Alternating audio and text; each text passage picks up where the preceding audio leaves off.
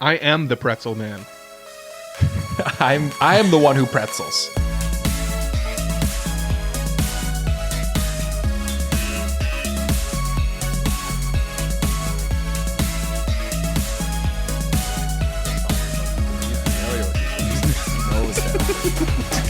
Mark Reeves.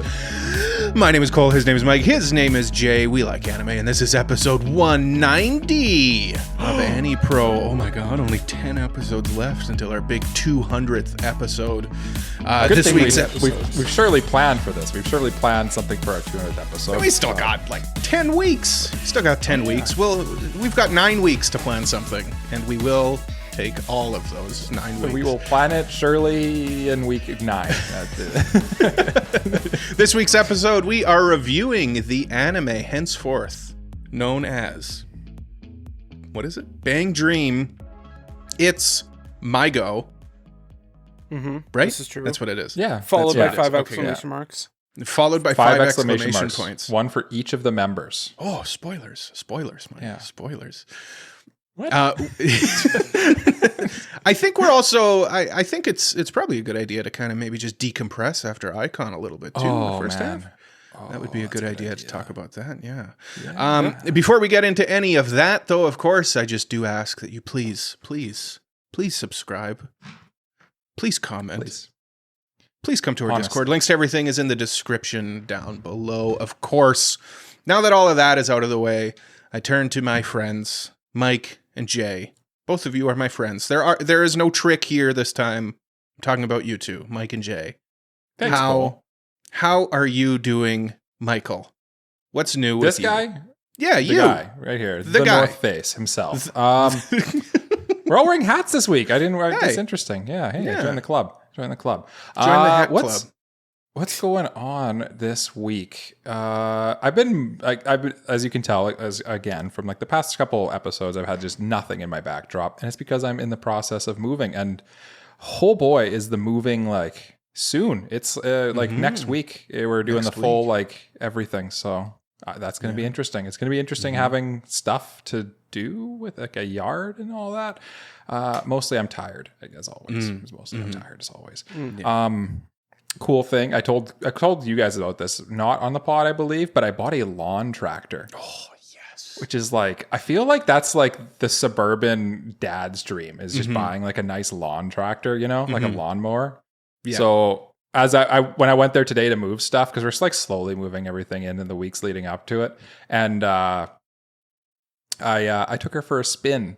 I went there, I just unloaded the stuff and I'm like, okay. And then the wife went and hung out with the baby for a second. Then I'm like looking around. I'm like, let's take this puppy for a rip. Yeah. And how's the power to weight ratio, Mike? Let me tell you, Papa Mike was not lying when he said good power to weight ratio. What Cole's alluding to is I dropped the tractor off a couple weeks ago and I haven't had a chance to use it. And then my dad immediately, because he's just like me. He really is. He sees a shiny new toy. Yeah. He's like every guy, you know? Yeah. You get a shiny new toy, you have to play with it immediately, right? So he immediately cut the entire lawn, which was probably fun. And then he texted me immediately after. He said, nice tractor, good power to weight ratio. Or power to size ratio. Ratio. This was what was said while we were sitting at the Ai-Kon table. And I just thought that was such a funny thing for a father to say to his son, like, oh, you done good, kid. Good power to size ratio. Like, thanks. Not I love you or anything like that, but your tractor has a good power to size ratio. I should have tear. Yeah, it's the subtext of that text. Read between the lines, right? Yeah. That's what you got to do. That's what you got to do, you know? You just gotta. So you rip that thing around your yard doing wicked donuts. She does 11 miles per hour, I believe, which is quite... I feel like that's pretty fast for a lawnmower. I think that's pretty fast, yeah. It's like 20, isn't it? Like, let's see. Or was it, maybe it might have been kilometers, but man, she cooks. But that's enough about me and my stupid John Deere. Let me tell you that, okay? I think it's time that we dive into that big old Legend of Zelda cap that's hiding just like a massive throbbing, totally exposed brain underneath that cap of Jay Gardian. Jay, can you pick your giant brain and tell us what's on your mind this week? Like, how you doing? Have you actually recovered from Ai-Kon? Because I feel like by the end of Ai-Kon, you were literally a corpse sitting at the table. I was.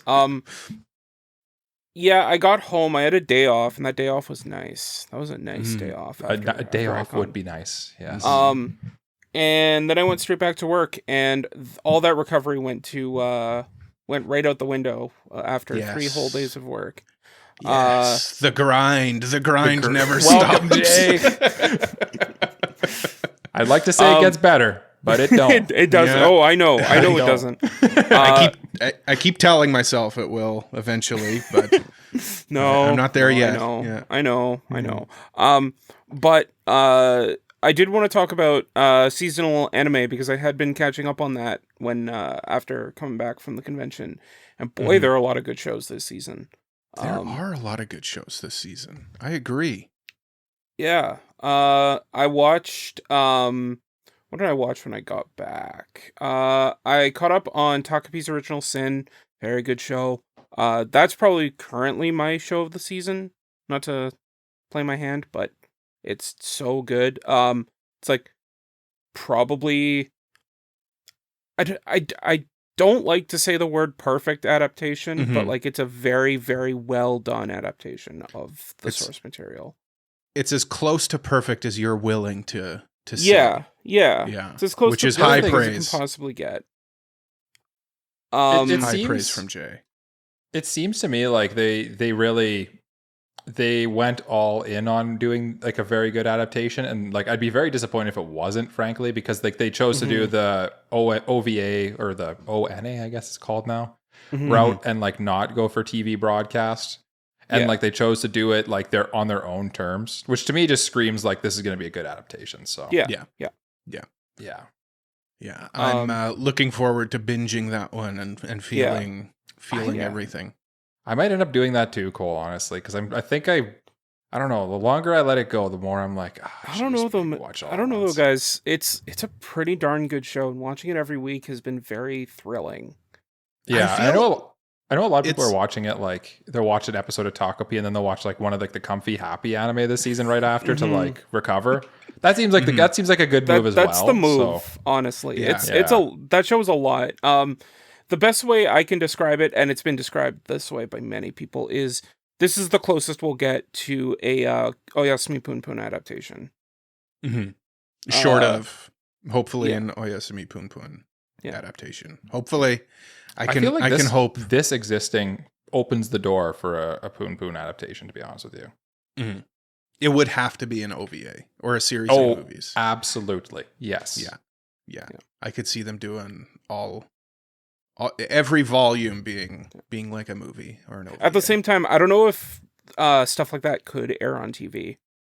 No, that's what I mean. What you mean. It would have to be. Yeah. It would have to be an OVA where it's just released online. Yeah, because and that's kind of you could air it on TV. Like it's not that egregious, but I mean, realistically, think of the stuff that's on TV. It would be a late night thing for sure, though, I would think. It would do better being like a Netflix or original or something. And that's kind of the same treatment that Takopi got. Yeah. Like, if it aired on TV, it probably wouldn't have done as They'd have to water it down. Yeah. What else have you been watching, Jay, since you've been watching anime? Yeah, I watched... I watched the Mikadono sisters harem series that came out last week, 2 weeks ago, and it's as cute as the manga. And I'd say it's worth it if you like harems. I'd say. Who doesn't? Yeah. Who doesn't like a harem every now and then? You know. And the MC isn't like super annoying. Just a little annoying. Yeah, just a little. He's just a little guy. He's just a little guy. He's just a little guy. I'll be the judge of that. He's a little guy. Mike's going to look it up and he's going to say, oh, yeah. He's going to confirm. Oh, sisters, lil guy. That's what I'm searching. Lil guy. No, yeah, to echo what Jay said, it's this season has been kind of fire a little bit, I would say. Like there's some bangers. Panty and Stocking picks up like where I loved it. Season 1 ends off. I loved how they did that, whereas like it feels like it's been whatever 14 years. Yeah, but it's only been 2 minutes. It's only been like 5 minutes. Yeah. Oh, that's awesome. Yeah. Have you watched it, Mike? I haven't. Full disclosure, I have not watched more. The only things I've watched this season are the first episodes of Lord of Mysteries and Takopi. That is literally all. God. I have not watched. I thought all my bandwidth went to watching Bang Dream. Honestly, that's all my time I had went to Bang Dream. So I thought for sure that would have been a day oneer for you. Oh, I wish. Trigger guy. Busy. It's a very busy time for Mikey this minute. Yeah, you know. Yeah. So understandable. Yeah. I just like you're such a big Trigger fan. It's still surprising to me that you haven't watched it. I don't know why I haven't, honestly. I really don't know why I haven't. It's just like I'm just so sleepy. I'm just a sleepy guy. He's just a sleepy boy. But I am excited to check it out. It is like near the top of the list. And it's same day dub, I think, as well, too, which is like awesome because I personally love this Panty and Stocking dub. So and I know Jay and Cole did not check it out, so I'm not even going to ask if it holds up. I didn't. I'm assuming it's good. Yeah.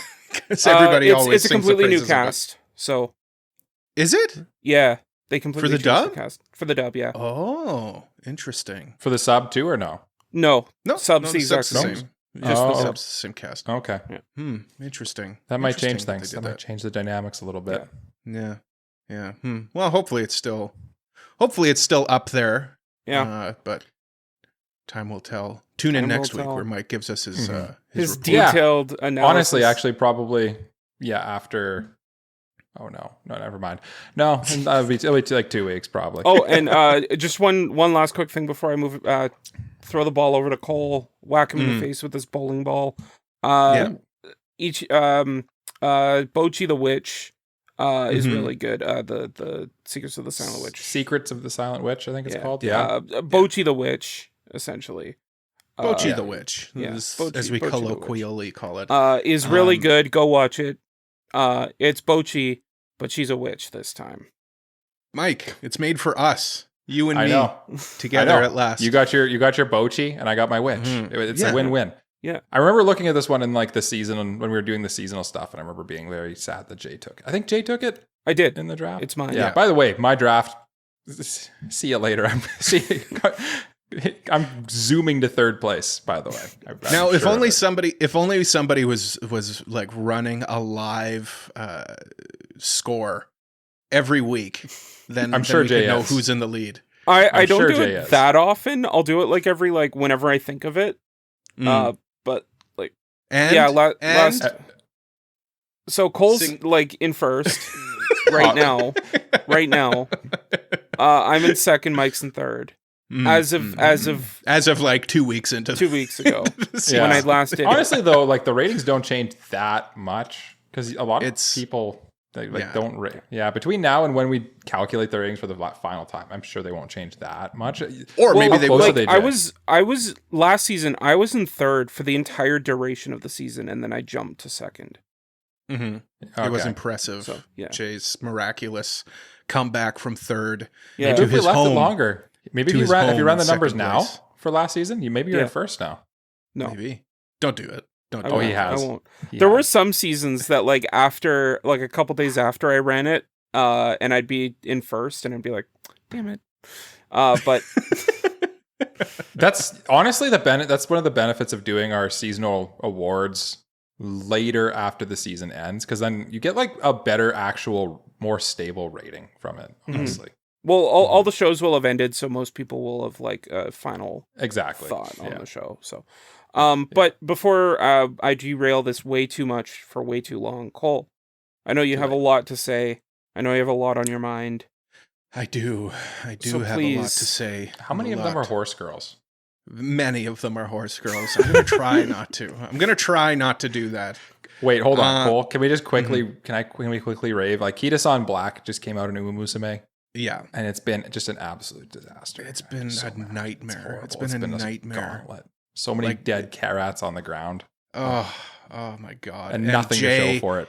And like Jay's got to sit in our Discord and just like, oh my God. And no, not even in our Discord, Mike, because like Mike started a separate channel for Umamusume talk. So someone essentially told us we had to, because they were like, can you stop with the Umamusume spam? Like, go to your own little weird corner, you freaks. Is basically what they said. And we did. And we picked up our stuff and we went to the corner.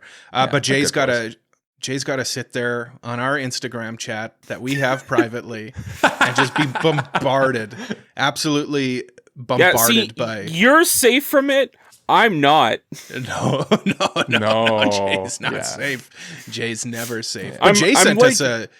Jay sent an Umamusume meme. Oh, today, it's in my algorithm now because of all the memes that you guys send me.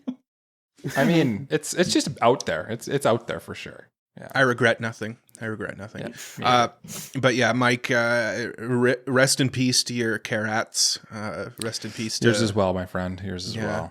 I got the whatever her name is.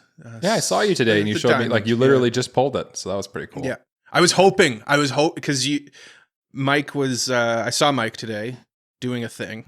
You guys kiffed? No, we did. No, That's how. I had to do something for the house, and Cole could facilitate. You had to do something for the house. Oh, well, I mean, it's kind of disclosed at this point. I work in insurance. Mike got a new house, so obviously I was helping Mike out in the process. I was like, oh, please, I want to pull Kitas on black while Mike is here. That would have been so sweet. And I saw the SSR come up, and I'm like, oh my God. This is it. I swiped, and it was Satono Diamond or whatever her name. Who's probably so good, but yeah, she's good. She's a stamina card, which is totally fine. What's so good about Kita-san Black? For those who don't know, she just has really good perks. The best stat in the game, the one that matters to every single character, is speed. Mm-hmm. So she's a speed card who increases your speed. And her perks and just like all of her abilities are like incredible. And basically she's like the capital THE meta card for like 2 years, apparently. So yeah. The only downside to Kita-san Black is that now everybody who I friended, because I'm strategic about who I friend, just so everybody knows, who I follow, have switched their cards over from the useful card that I picked them for to Kita-san Black. So now everybody's Kita-san Black, and I have to like go hunting for, because I still want my Super Creek card. Because there goes your money. Good. Super Creek is also like. How about you just pull the Super Creek card yourself? How about that? I wish. I've been trying. I've been trying for a long time. The game's really not F2P friendly, to be honest with you. I don't know. It's not too bad. It's not awful. It's not awful, but it is. Anyway. It is almost prohibitively expensive to not do free to play, though. Yes, so if you buy carrots, it's quite expensive. It's like $30 per 10 pull. Yeah, it's crazy. Yeah, it's crazy. It's crazy. What's on something else? Yeah. What's on my mind? Well, I was sitting at work yesterday. Pulling horse girls. I'm sorry. And then I get a text from my father. And he's like, and then after he said that, he said, what are you doing this weekend? I'm like, oh, nothing. I'm not doing anything this weekend. Is he playing Umamusume? Is this where this is going? I just found this game. No. No. I'm kidding. He's like, do you want to go golfing Saturday? So I'm like, sure, probably. Okay. So I'm going to go golfing tomorrow, as of recording, with my father in a big tournament. The whole family's going. We've got 3 teams of 4 going. So we've got many family members. And so I had to go scramble to get to a golf sim to at least get some swings in. Ooh, yeah. So I went to a golf sim yesterday, and boy, are my arms tired. Yeah. It's not a joke in this case. Yeah. Yeah. No, literally, my hands are tired. Like my hands hurt. You forget that, like. Because I've got little dainty girly hands, right? So like if I'm very soft. Were you watching BanG Dream on the golf simulator projector? while you were Oh, golfing? no. I finished Bang Dream well before that. Don't you worry. Don't you worry.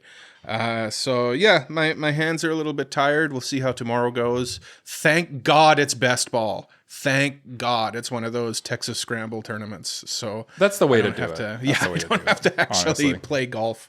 So I'm looking forward to that. I will be burnt. I will be a crispy boy after that tomorrow. So there is a product you can apply to your skin to prevent the burns, Cole, if you so choose. I could, but I won't. Yeah, I know. So I'm looking forward to seeing you just so crispy on the next recording of the AniPro podcast here on the internet. Your skin's just going to be like bright red. The thing is though, by the time we come back and record next week, I will have returned to my pasty white complexion. That's how it is. I'm either red. Your kind does not tan very well. Like you and your brother. Yeah. No, I am either tomato or ghost. Potato. That's okay. Yeah. No tomato or potato. I like potato. Yeah, that's better. But the potatoes are brown. You cut open the potato. It doesn't work. Okay. The inside. Yeah. You peel the peeled potato. Peeled potato. Yeah. There you go. I'm either peeled tomato, red, bloody, or peeled potato, white. It's kind of a tongue twister. White peeled and tomato, moist. Peeled potato. Peeled tomato, peeled potato. I don't like this anymore. You did before? Oh, I loved it before. But Mike, I might see you this weekend, so you may see me in my glorious red complexion. Yeah, we'll and you'll get to see my new place. Hopefully, maybe. Hopefully, I do have to work if the times work out. Yeah, it's it's my daughter's first birthday this weekend, which is like kind of crazy to think about. That like a year has passed. Isn't that nuts? I feel terrible. I feel terrible that I would like have to miss it, but I did see her like all weekend. So you did, yeah. She was at Ai-Kon with us. Yeah, so just good baby, happy. Good baby. Yeah. Just the baby report from the outside. Baby report coming in. Good baby. Good baby. She didn't cry like at all. She's very happy. She had her first day at daycare today, and she just basically was like, we put her down as soon as we got there. She went right to the toys and started playing. Then she was like, "What are you guys doing here? Still go away, get out, get lost." Yeah, that's good. I meant to ask you about that. If she had a good first day at daycare. Yeah. Hey, speaking of Ai-Kon, your baby was there. Jay was there. You were there. I was there. It's true. How was Ai-Kon? Did we enjoy our time? Because full disclosure now, I know we're 3 weeks out for this episode, but this is our first recording since coming back from Ai-Kon. So I just wanted to kind of maybe just decompress a little bit. How did we do? Vibes.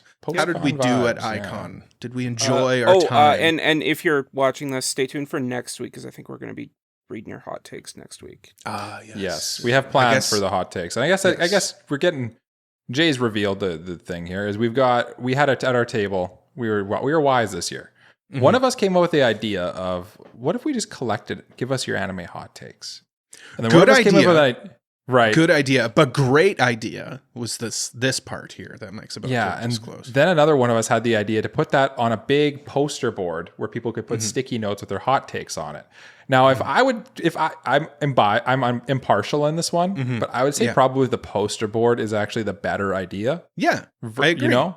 Oh, okay. Just making sure that's clear. Yeah. Yeah, I agree. The poster board I don't even is need to be idea. here. The ideas just were come up with without my being here, and I just sat and let Jay came up with both ideas. Jay came up with both ideas. Yeah. I just let the success roll in. I don't even need to be here. I'm out. Because you're just so good at this. See you later, Jay. But like it was awesome because it was like the perfect little setup. We got to like get a bunch of hot takes and then like live react to them and also meet a bunch of friends. Like it's like honestly, it was like pretty well a perfect Ai-Kon for me. I had a lot of fun. It was a very fun, busy Ai-Kon. It also helped that we were like right next to the exit for the marketplace. Yeah, we always had people at our table. It was a nice change of pace for us because usually at Ai-Kon we get a few people. This time we got many people. Yeah, was, we split the hot takes in half and like this is a third. This is a third of them. It's crazy. Yeah. It's lots. We've got to go through them because, of course, there was always some double dippers. So we've got to kind of curate the list a little bit. And that's why we're not doing that this week. But next week, tune in next week, and we will be discussing your hot takes. Well, here's Cole's hot take. Power is stinky, but I can fix her. It's not really a hot take. That's just a declaration, isn't it? That's just a fact and then gooning. Yeah. Goon But cow. everybody commented on it. Everybody liked it. They did. Everybody It laughed. was attention grabbing for sure. Yeah, It was attention grabbing. Yeah. Did you guys what did you? So you guys actually shared a hotel this Ai-Kon, which is the first. How did that go? Surely none of you were like. You both had great sleeps the whole time, obviously, eh? Well, we spent 2 nights at this hotel, and it was truly. We experienced both types of sleep, I would say. Well, I did anyway. I don't know how Jay slept. First night, hot, stiff bed. True. Bad pillows. Way too many pillows on hotel bed. What's the deal with hotel pillows? Look, you give man, me too many. Look, man, and they're garbage. I used my extra pillows as like a body pillow to hug. That was I comfortable. literally woke up That's at usually one what point. I do too. I woke up at one point, looked over at Jay in his bed, and he was clenching a pillow, like holding onto it for dear life.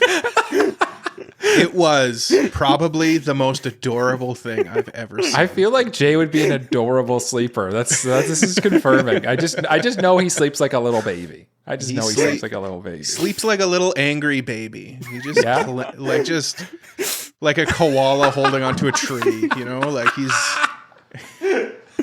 like a little baby bear climbing a tree. Like he's got the secret and it's in that pillowcase and he's holding on to it. He's not letting anyone else have the secret that's contained within. I have Pandora's box.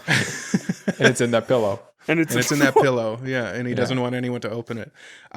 Look, no, first night was not a great sleep. I've been informed, unfortunately, that I do, unfortunately, snore.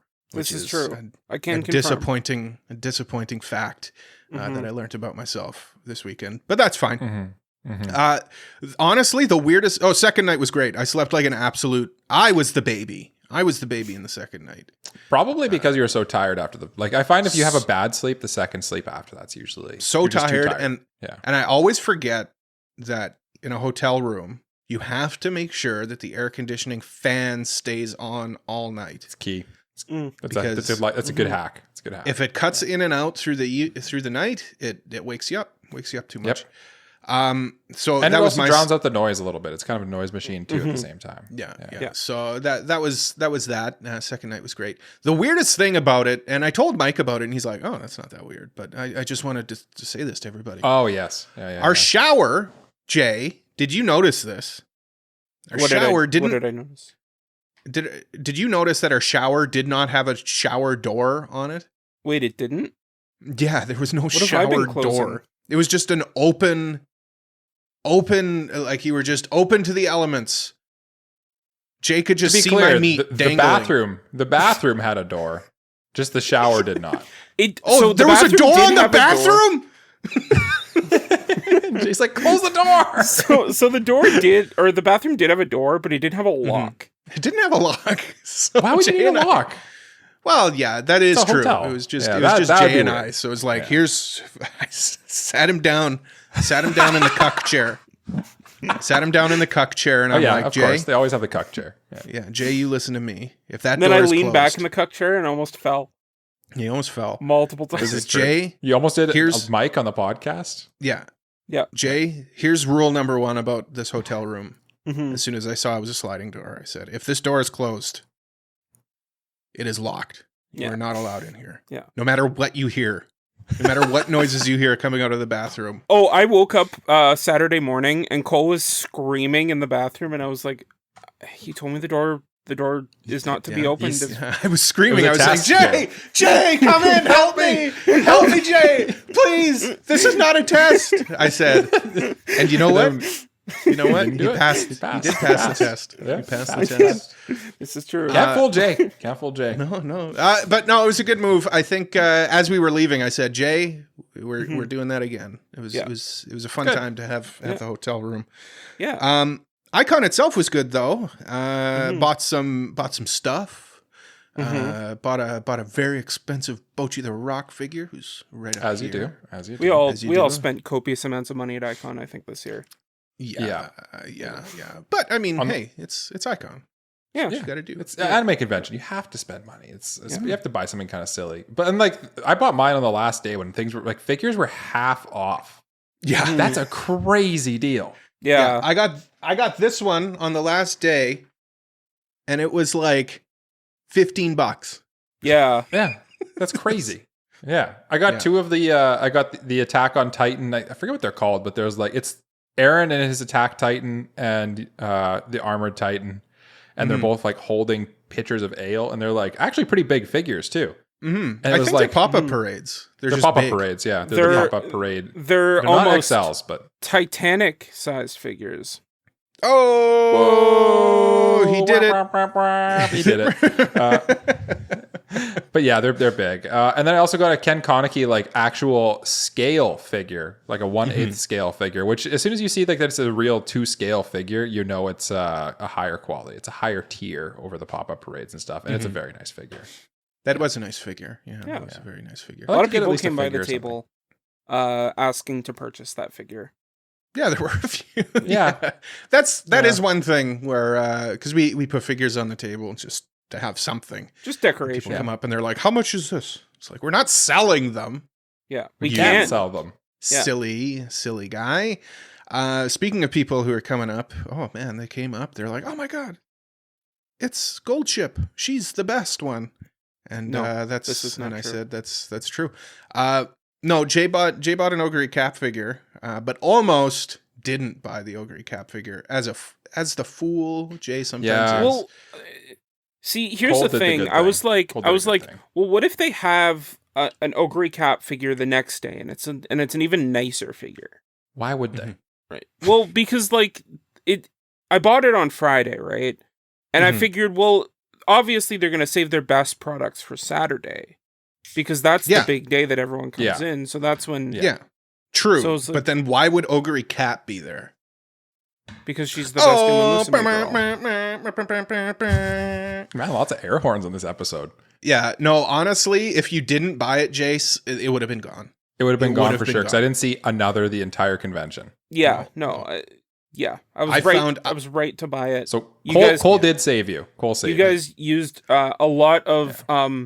interesting language to convince me to buy the you can never repeat what we said to you. Yeah, no. To be clear. No. But just so everybody knows, I'm going to repeat what we said. Yeah. Go buy that figure. You moron. Yeah, absolute dingbat was what we said. And they said a couple of other things that I can't repeat on the podcast. Anyway, piece that together if you can. It's a very complex puzzle. Complex you puzzle. Might not be smart enough to figure it out. So Jay, I convinced Jay to go buy Ogre Cap, and then Mike sent me a photo when he went on a walk. He's like, there's a Gold Ship figure. I'm like, buy that for me. I will give you cash when you come back. I'm like, okay, we got it. Mike comes back. Completely empty-handed. He's like, if you want to go buy it. So I had to run and buy it. And I bought literally the only Gold Ship figure. Listen, Cole, I wasn't taking that dopamine from you. You wanted that. You wanted the rush. I wasn't taking that from you. The hunt. I knew it would still be there. The hunt was good. But yeah, everybody the trade. Yeah, the Umamusume figures were big hits this weekend though. Well, the game just came out. The game's super popular. It's like the number one on the App Store, I think, right now. Yeah. You got 1,500 free carats for it. Yeah. Oh, baby. Yeah. If you haven't logged into your Umamusume today, do it, Mike, because you get 1,500 free carats. I did. I posted my poll in the Discord. Yeah. I got 2 R's, and they were the same one. Boo! I know. Isn't that? It was like especially burned because it was like a fully bad poll. I was like, yeah. Imagine if Jay played Umamusume. Imagine how cool he would be. Oh, he'd be so sweet. He'd be so cool. Imagine if Jay like had like this big sack of like letters from listeners, and he like opened it on the podcast, and we would like play like a catchy jingle or something like that. And like, what would we call it? I don't know. It's time for the mailbag. That's what we would call it. The mailbag. It's mailbag time. If you got a mailbag question, you can send it to us over at our website, anipropod.com/mailbag, or at our Discord. Links in the description. Of course, this one does come from the website, sent to us via the website, from Go Packers Go. Huh? And the question reads, how can you cheer for the Green Bay Packers? Isn't your life sad enough? Mike. Well, the question's actually asked to all of us. Well, no, it says Mike at the end. See, here's the thing, though, Mike. Oh. You are included in all of us. Mm-hmm. I don't cheer for the Green Bay Packers. Yeah, I don't either. You guys are not football heads. Like I'm a big football head. How can I cheer for the Green Bay Packers? Simple. They're not the Bears. Hey, the Bears. Is the Bears the only other team in the NFL? Duh, Bears. Yes, there are two teams in the NFL. Everybody knows this, Jay. Here's the reason why I cheer for the Green Bay Packers. Because I started watching football during the Super Bowl run of the Green Bay Packers when they won the Super Bowl over the Pittsburgh Steelers. And I said, I root for a winner. And then they never won again. And then they never won again. Yeah. No, but in all honesty, that was not the question. Thank you for sharing that wonderful insight. That little nugget. You just set me up for this is an odd bit. This is an odd setup, to be honest with you. I set you up, Mike. And now here's the real question. Yeah. Okay. What is an aspect of sports that you wish were more present in sports anime? So what do we see in sports, IRL sports, that we want to see more representation of in real life anime or in anime, sports anime? Cocaine addiction. Mm-hmm. Yeah. The drugs. The drugs. Yeah. The drugs. Yeah. Most of that's the drugs, what we want to see. See this one. A very good question, but it is a difficult one. I think I think so because too. like on the one hand, yeah, like it's you can say like the drama and everything, but like there's pretty good drama in sports anime, obviously. So you can't really say that. So like, what's something you see in hockey? I would like to see hockey. I think there's a couple of hockey manga, like this Dog's Red manga is kind of getting some traction. So you might get that. I might get adapted. You might get your wish. Oh, there's this also thing that's called Pura Ora Cole, Pride of Orange. You could watch that. Yes, of course. Speaking of I should watch. We should review that show. Oh, should we though? I think we reviewed Berserk 2016. We can review basically anything. We do need to cleanse our like good palates with a bit of trash here and there. Yeah, we need some real bad trash. Yeah. As an actual answer to this question though, I think one of the things I'd like to see more from sports anime is sports anime 9.5 times out of 10 is going to be about a high school blank team or something, or some kind of high school sport. Very rarely you'll get college or like some kind of extracurricular activity, but I want to see like professional level. Like why do they always have to be teenagers? It'd be cool to see like, okay, yeah, we're like a professional sports, like a professional, I don't know, soccer team. And just kind of like doing that aspect of it. I think there might, I don't actually know, but I'm sure this exists. I just don't, I can't think of a good example of it. Yeah. That would be a good one. Jay, do you got one? I do actually. The thing that I really want from a sports series, and it's kind of difficult to do this a little bit, just from the nature of how stories are written, but like, I wish there were more sports series that allowed you to cheer for like whatever team you wanted. Like most stories, most sports anime, you're kind of like incentivized to cheer for the main one because they're the main one. Yeah. But like I kind of wish that there were more sports series that gave you like just two teams and you got to pick your team and cheer for it. Kind of like Waifu Wars, where like you pick your character and you cheer for it. That's a good one. You know, I got one too. Okay. Now, Mike, you know the thrill of cheering for a sports team, you know? I do. You know the thrill of cheering for a good sports team. I think do. I think all three of us do. Our local hockey team was very good this season. Yeah. I want a sports anime that gives you that and then rips it away from you and have them never win anything. So you want Pokemon, but like sports anime, essentially? Yes, I want to be edged by my sports anime.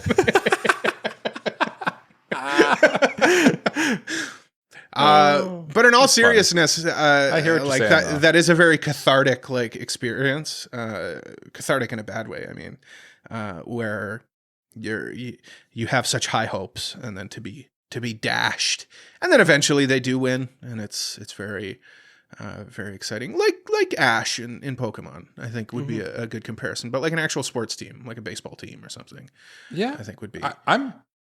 I think you've kind of hit on something there. That would be very interesting. And then like, I think a cool like follow up to that would be like the other side of the coin, like the free Ren angle, where like maybe they've just won, and like this guy's retiring, and he's no longer an athlete, and now he has to go back to like real life, kind of like a Sakamoto Days type situation where he's not a spy like he's not an assassin anymore, but or like the movie The Wrestler, where he's like washed up kind of thing. Yeah. Or like The Medalist, where the guy is no longer a figure skater anymore. Yeah. Like I come up with these stories in my head, and one of the stories is like, what if there was an anime where it was like a Japanese hockey team, right? And they're like the best in Japan, and you follow their story all throughout the series, and it's them getting like the national championship, and they're like, we're the best hockey team around in the country. Yeah. And then they're No like, okay, we're gonna go to like we're gonna go to like an international tournament, and they get absolutely annihilated by like a team outside of where they are. So like they go from like this super high of being like the best, and then just get humbled immediately. I think that. So you want the like the true story of like the Olympics every time that the Winter Olympics happen? Yeah, kind of. Yeah, I think that would be an interesting thing. I'm a bit of a sadist in that sense, I guess. I think it would just be interesting to just watch people get their hopes and dreams crushed. That's quite nice of you, yeah. That's concerning. Wouldn't that be an interesting it would be interesting. Story? It would make for an interesting story for sure. I think it would make for an interesting story. And then they have to like find the stories about them like finding something to still be proud of, you know? Yep. Yeah, I like it.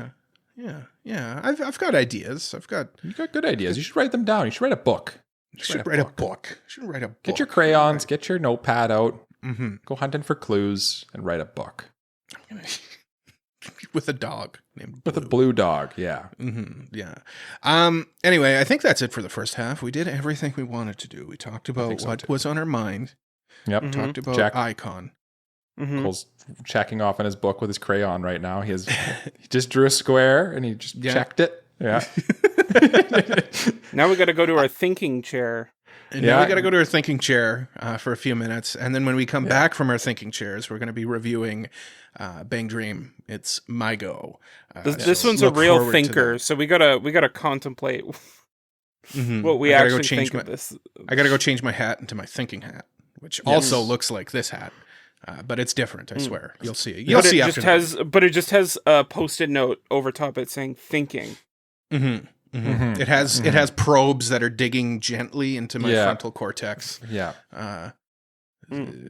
That's what Jay's always had. Remember, I told you at the top of the episode, there's no skull under that hat. It's just exposed brainium. Yeah. I know. It's an exposed pulsating mass of brain matter. It's. I saw it at Ai-Kon. Yeah, because he can't wear his hat when he sleeps, and he's got to sleep. So, Jay, have you ever seen the movie? Have you ever seen the movie Star Wars Episode 5, The Empire Strikes Back? Darth Vader's like chamber that he rests in. That was Jay, but he was clutching a pillow.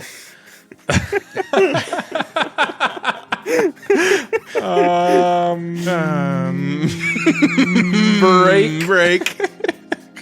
Look, man, pillows are comfortable. Try it sometime. They're comfy. Jay, say break. They are comfy, yeah. Break.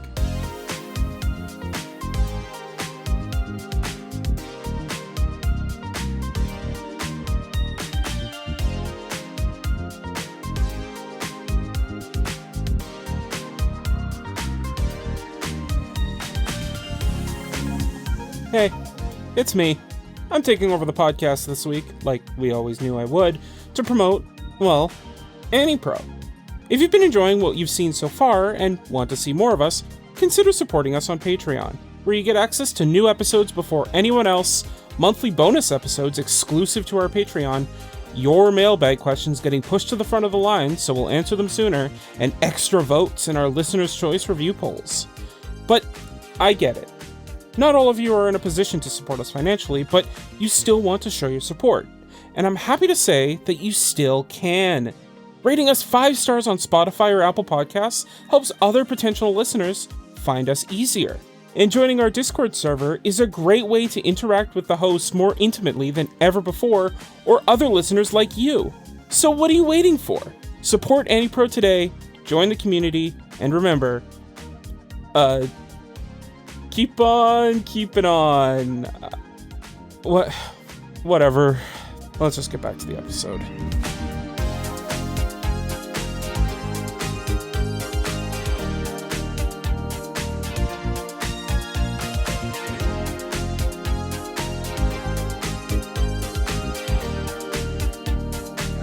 I do enjoy a good pretzel. So when you say a good pretzel, do you mean like regular pretzel, or like are we talking like flavored pretzel? Because that's like a different thing. Both are good. Welcome back to AniPro. We're doing pretzel talk. You know what? I'm here for like a rolled oats, just good old plain pretzel. Have you ever had hard like a pretzel like a that you'd soft find pretzel? in like a Munchies mix?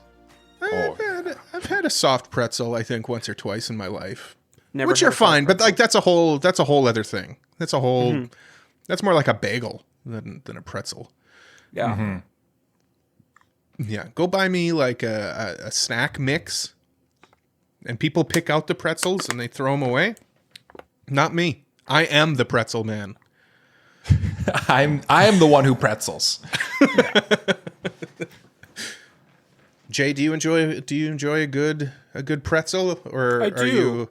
No, I like pretzels. Okay. You just saw me eat them. That's true. I also heard you eat But like, them. Yeah. so I'll since Cole's so profoundly pro pretzel, I'm gonna come in with the opposite take here. Like if you gotta put, like realistically, like are you going into a grocery store and you're buying a bag of pretzels on their own? No. That is literally what I did. Yes. You guys are crazy. I said no. You said no. You said no, but your heart said yes. I heard it. The only time I've bought pretzels, they're a good like work snack. They're good to have at work. Yeah. Yeah. So like sometimes I'll have a bag of pretzels at work, and you just grab a handful and munch away. Now because they're so salty and like. Or on an airplane. Yeah. Airplane pretzel. That does. They're so salty and kind of hard that like it's hard to just kind of eat a ton of them at the same time. So like it's a good like true snack, just kind of like a little bit to munch on, right? Yeah. If you want like 3 pretzels, you're good. If you're having like a whole bowl of pretzels, what are you doing? That is an old person move. Like here, I put out some pretzels. All right. Oh, but Jay alluded to it, but like a soft pretzel with some mustard or something, like a garlic and I've never had it. Can't no, tell you. it's just breadsticks. It's just a rolled up breadstick at the end of the day, really. Yeah. It's just I've never had like on it. Yeah, basically. Yeah, it's the coarse salt. Yeah. Let us know your pretzel takes. Do you put mayo on your pretzels? Cole, do you put mayo on your pretzels? I do not put mayo on my pretzels. I just thought that would be an interesting thing if somebody out there does that. I will put mayo on you. Okay. You probably did in the hotel room. He got him. Here's the thing, though. I was at work today, and one of my coworkers cut up an apple. Cut it up, put it in a bowl. Okay. Yeah. Like they brought a knife to work? First of all, that's alarming. Well, we've got knives at work in the lunchroom. Yeah, there's knives. You guys have like a kitchen situation? Yeah, like a full lunchroom kitchen situation going on at the office. Oh, okay.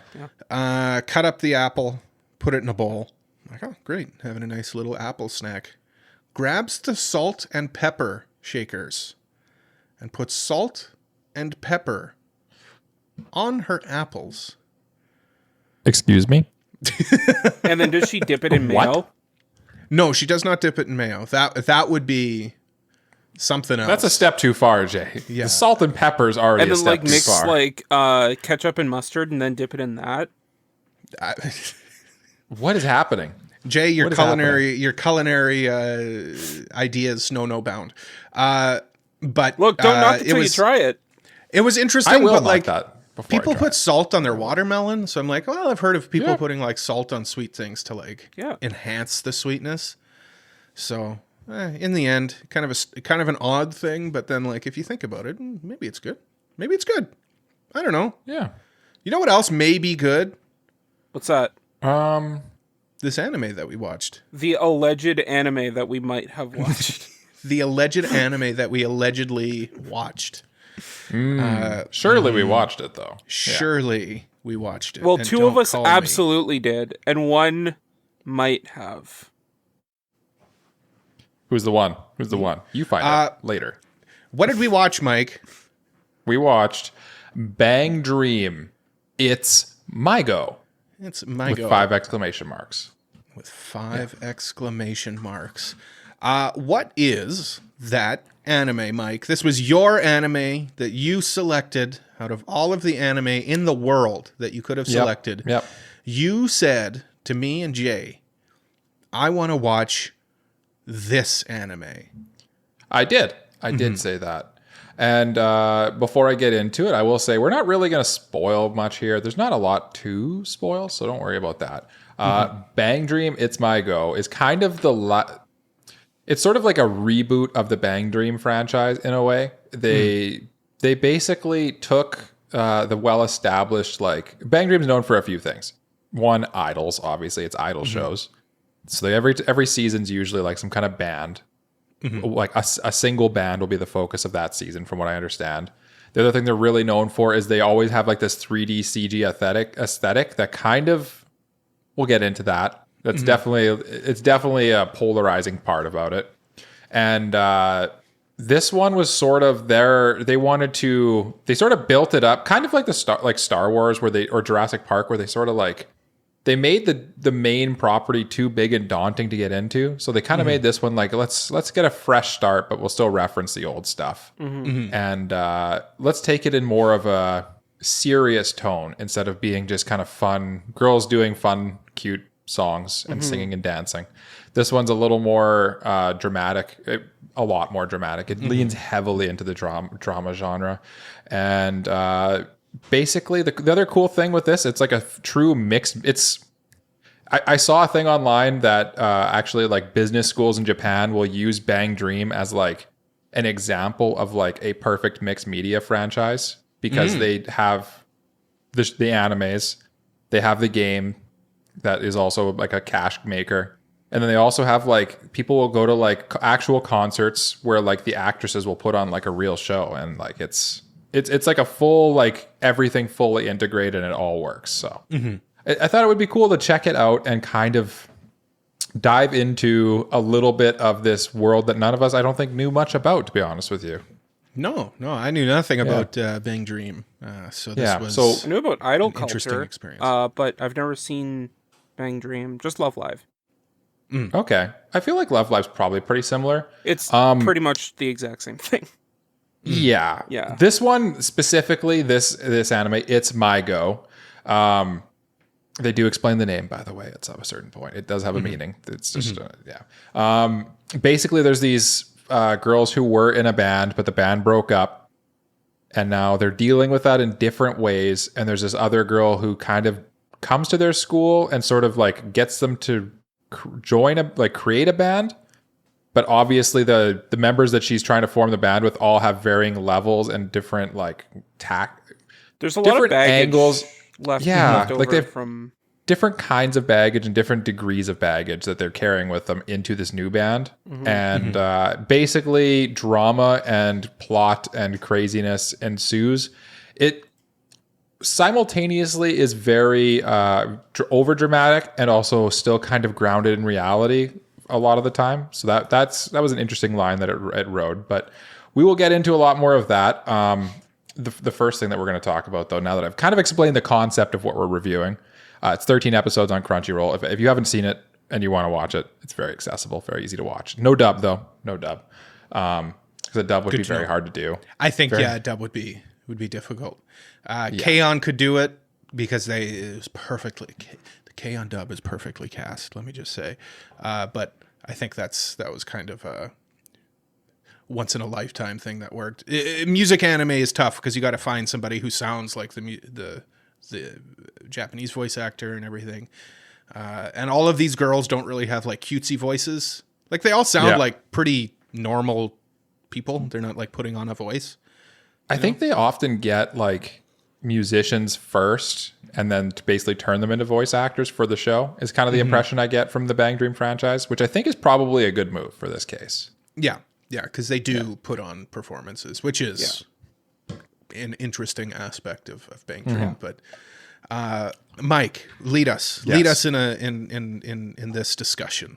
I'll carry us into the next part, which is, do you guys have any like obvious comparisons or recommendations that you'd give? So now that I've explained what it's about, what did this show while you're watching it make you think of, or who do you think this is for? Like, if a person was like, do you think I'd like it? Here's these things that I like. What would make you say, oh, if you like this, you'll definitely like that, or you'll like Bang Dream. It's MyGo. I'm going first. Going first, and I'm going with the obvious one, Bocchi the Rock. This is much more like dramatic than Bocchi the Rock is, but you think Bang Dream, and you're like, oh, idols. This isn't an idol show. Like I don't think of this as an idol show. It's a band show. Yeah. So Bocchi the Rock is like the first thing that comes to my mind. Yeah. This show also makes me want to watch girls band cry. But I held off until we finished this review, so I wouldn't taint my mind.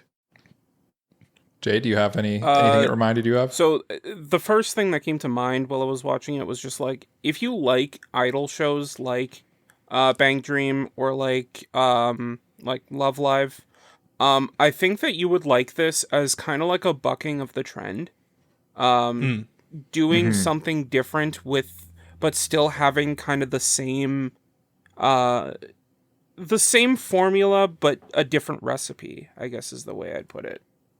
Yeah. I feel like that's what they were going for with this, was like maybe the formula got stale a little bit, and they're like, let's just kind of go more into a more of just a pure drama that also happens to have a band in it. And that's kind of what the show felt like. And like Cole said, it really did not feel like an idol show to me.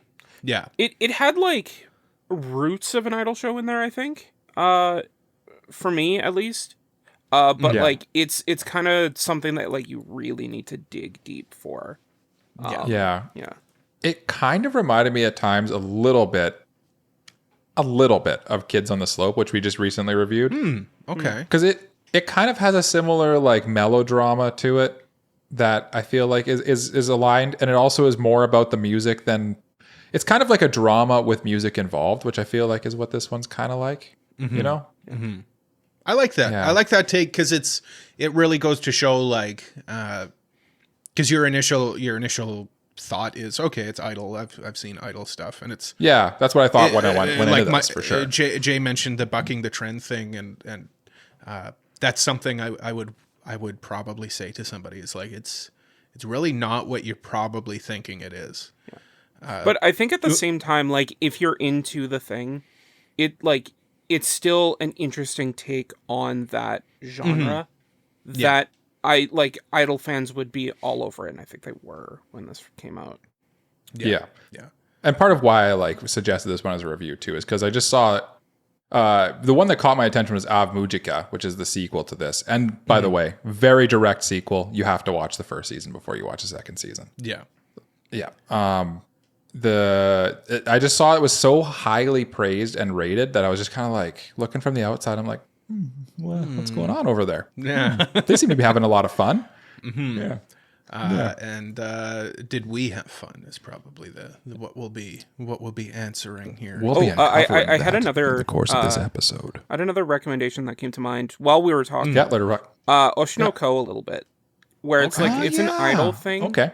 But like it kind of takes it in a more serious direction and looks more at the people behind the band or the idol side of it.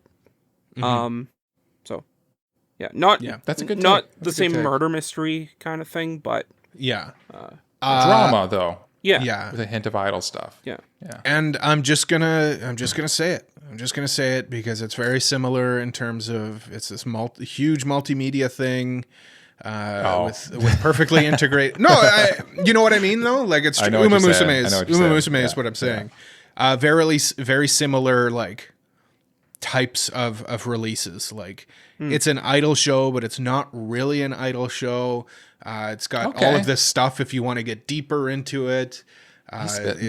It's truly like a multimedia thing. Like Mike mentioned, like they perform live. All of the Umamusume actors also perform live with their little ears on. It's so cute. Anyway, Umamusume. It's funny because you could like live watch Cole be like, I have this great take, and then he just kept like his brain would be. He's like, I'm going through the take, and like Umamusume and like gold ships literally running through his brain, and then it's just like he just gets derailed by the thought of it, and he's just like, she's just drop kicking me. But no, I do stand by that. I think that they are very similar. Yeah, I'm into it now. Well. The more it's kind of like Jay said, like it might not be an obvious like the Oshinoko one, but it's a similar show in a slightly different genre, maybe, right? Like, but it's a similar setup. This is like music with a little bit of idol aspects, and Umamusume is like sports with a little bit of idol aspects. If I could take your analogy one step further, I would say that this particular is Bang Dream, It's MyGo is more of Umamusume Cinderella Grey. Yeah, I was gonna say it's like it feels like the Cinderella Grey of the Bang Dream franchise. Or it's kind of a reset, kind of its own thing, kind of a different tone to it. Yeah. Takes itself more seriously. Yeah. Well, let's get into our thoughts, gentlemen. The most obvious one, and at the top here, we're going to talk about kind of like the music and stuff like that, and just kind of the production of it all. And so this one obviously is an idol/band anime. How did you guys feel about like the music and performances in it? Do you think did they make the show better, or did they just kind of like, oh, okay, that this is here just because it has to be here? Let me just say that I thought the performance aspects of this show was so well done. The fact that sometimes they suck and it sounds awful, and then they kind of find their groove and they start sounding good again. I love the different types of performances in this show. Like there's this like spoken word portion where one of the girls is like performing like it's like beat poetry. It's just cool.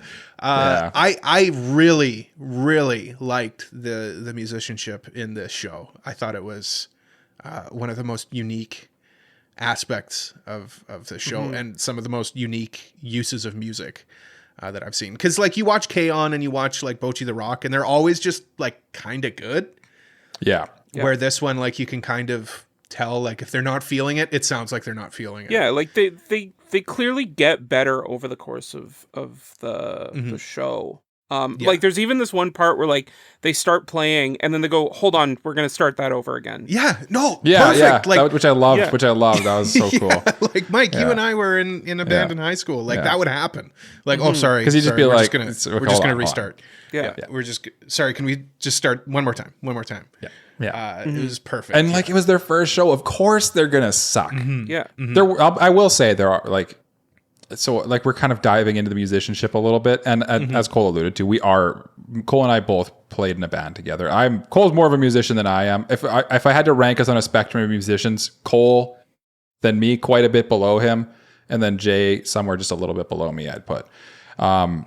Frankly, like the some of the stuff was a little unbelievable. There's a part where like they write and like arrange an entire song the night before. And then none of them have even looked or practiced it, and then they perfectly nail it in their first try. It's that's just the classic Idol thing, though. They do that all the time in Idol shows. or them or just they'll be like, oh, here's the name and also the logo. Like, yeah.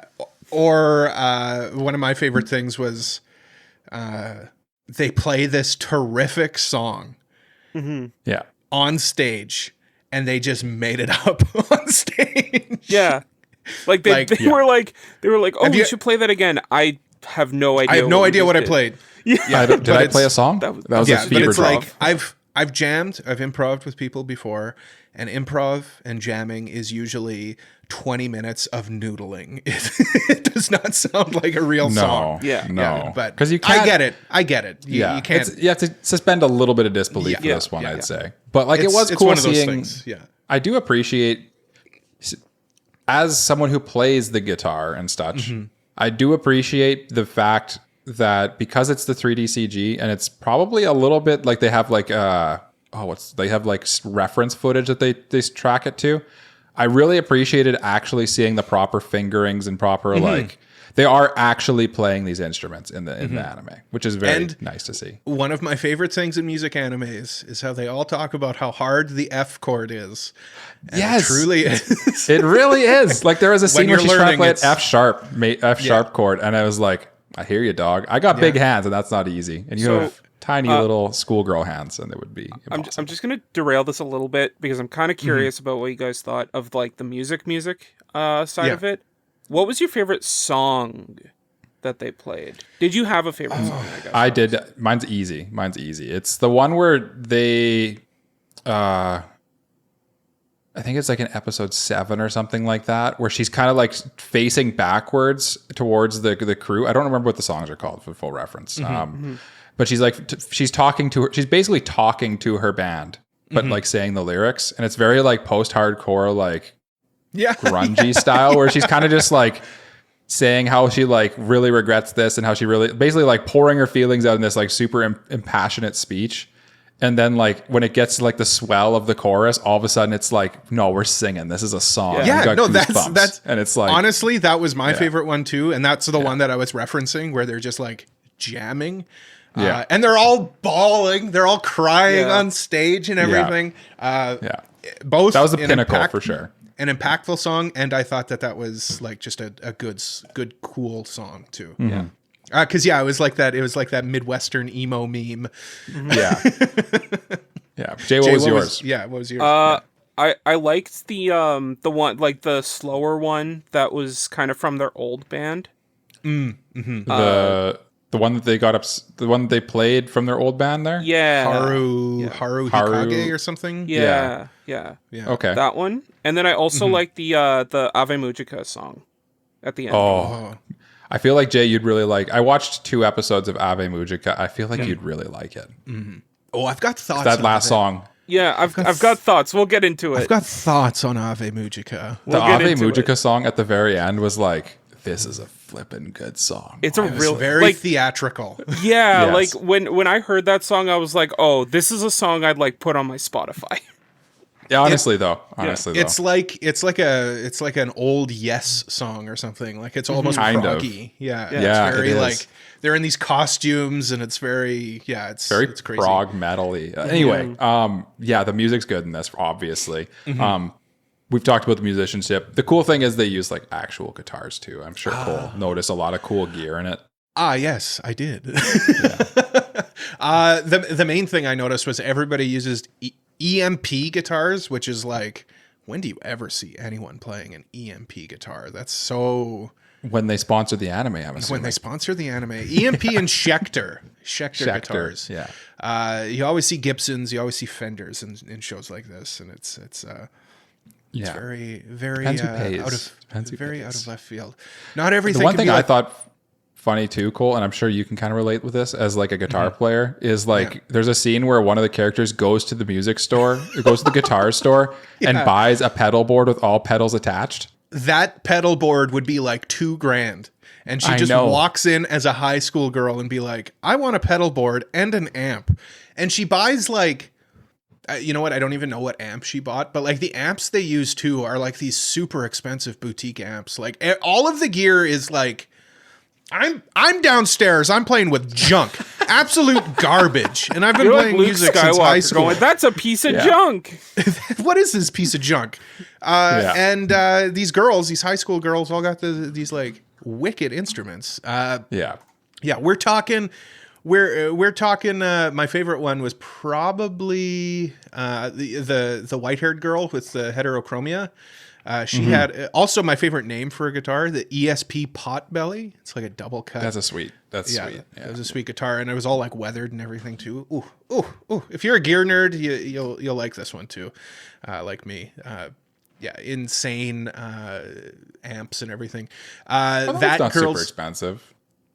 More a couple expensive grand for a high school girl. It's $1,500 for that one. Yeah, the guitar is one thing. It was the culmination of everything. Like she had like a full on like nice pedal board, and like all of her gear was probably like $5,000, which I suppose is attainable. Yeah.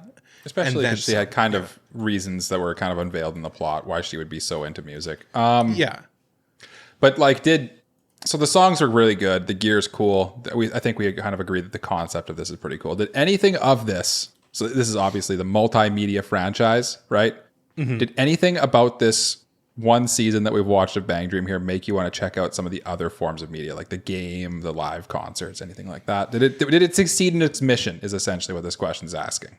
So this was Jay's question. Did it make me want to go and watch this? Or go and play the game specifically is what Jay asked. Yeah. And forgive me for being an absolute moron who doesn't know anything, an absolute troglodyte. I didn't even know there was a game. Well, now that you know that there's a game, would you want to go play it? To be honest, no. I think I enjoy the anime as it is. It did make me want to go play my guitar. I'll tell you that right now. Well, now I gotta go. Now I gotta go play the game and be obnoxious, trying to get you to play. Please do. Oh, do it. That'd be a fun twist in this whole plot. Jay refuses to play Umamusume if you're not aware. Yeah, just so everybody knows. Me and Cole convince him. I don't think it's for me. I don't think. Plus, it's a rhythm game. Yeah. It's a lot like Love Live, where it's a rhythm game, but like with waifus. What about you guys, though? What about you guys? I downloaded the Hatsune Miku rhythm game to my phone like months ago, and I still haven't played it. I don't know why. There's just something about rhythm games that just don't suck me in, other than like Rock Band. Mm-hmm. So I feel like I just like know I would download it to never play it. So that's probably no. But like I kind of want to, but I don't think I will. Does that make sense? Yeah. I understand. And this is where Jay reveals he's downloaded the game already. No, not yet. But honestly, I'm not yet. I'm genuinely considering it. You should. And I guess this like spoiled my thoughts on the show, but like, I liked Love Live back in the day, so like maybe this is my cue to jump back in. I don't know. I think it is. Yeah. You know what else? I also think it's your cue to download Umamusume and play Umamusume. Well. I'm downloading Bang Dream before I download Umamusume. Just incidentally. Next Ai-Kon though. I'm getting a Bang Dream figure probably. Yeah. Yeah. I could. Dang. I could. Yeah, I could see it. I could see it. I like the designs of some of the characters. Like I really do like the Rana, her design, and of course she's an interesting looking character. Girl. Yeah. We'll get into that. We'll get into heterochromia, but we'll talk about the characters. I like characters with heterochromia though. I agree. Yeah. But I was just obsessed with the gear. That was all Cole's gonna go buy the guitar. He's gonna support ESP. The true. I don't know if I could support ESP. I already bought a made in Japan guitar. You couldn't support Pacifica. I'd get a Pacifica again. Yeah. Moving on. Next, we're going to talk sort of about like more plot stuff, like the tone, drama, narrative. Again, we're not going to spoil anything. Don't worry. So this show, like we've kind of alluded to in the intro, is pretty dramatic. Maybe even bordering, not even maybe even. It's melodramatic, I'd say at times. Yeah, I would say. And it. Do you guys feel like it was pushing the melodrama too hard at times? Do you guys feel like it was a little too dramatic, or do you think it was good for this anime? I feel like the drama was appropriate. appropriate. Because, like, it certainly kept me on the edge of my seat. Just like how I felt about different characters at different times and everything. So it did what it set out to do. So I can't say it was like, oh, this was too dramatic. Because like there wasn't a point where I was like, oh my God, this drama is just too grating on me. Yeah. Because it was this drama is grating, but like in a way that I'm engaged still. You know what I mean? So like, it didn't take me out of it. You'd say like the melodramatic approach of the show still made like it still worked for like the narrative that's going on here. Yeah. Yes. Yeah. I Getting would. into the And core of the question. It's kind of believable as well because they're all high school girls who aren't really super emotionally mature. So it's kind of believable that they would kind of act this way towards everybody. So it didn't take me out of it. I felt like it was still believable. But what did you guys think? Jay, what did you think? So initially, I was kind of a little bit dismissive of it, a little bit eye-rolly at it, being like, okay, here we go. And because of all the of all the things that had happened before, because it's mostly an in medias res story. What does that mean? Like it's a story that starts in the middle. Yeah, you kind of pick up in the middle of an ongoing narrative. Yeah. Okay. It felt like I don't really know why I should care about any of these characters going through this. But then it gets to a point where it like steps back and explains it all. And by that point, I kind of opened up to it and I got more invested. I agree. Yeah. So I think after that point, it was definitely an easier and more entertaining watch. Especially because it, like I said at the top, it was a very different kind of idol show than your typical idol show. So it was welcome for me. Yeah. The only thing I would say that I kind of had the opposite because at the end I was starting to get a little eye rolly because there's this other character who's like starting up a different project and that kind of made me roll my eyes because it's like, who is she and why is she? Yeah, why does she have access to all of these people and how can she start this group? I did want to touch on her a little bit when we got to characters because I had a couple of thoughts about her. Okay, we'll talk about that. We'll talk about that down the loin. Down the loin, then. Mike, loins. How did you feel about the drama? I thought the drama was good. It was definitely like at times I was like having to be like, holy cow, this is very melodramatic. Like it everything is the biggest deal ever. Everything is do or die. Everything is, how dare you play my song? That's the song we played together. It's just like, but you know what I mean? I remember being 13. Exactly. I know it was like that. So it's kind of, I get it. And I feel like it added to the intensity of the show, but it did kind of grate on me at times. It doesn't, like that one specifically, I was like, it doesn't really explain that, nor do they ever like they try to talk it out and it gets dismissed. I agree with you.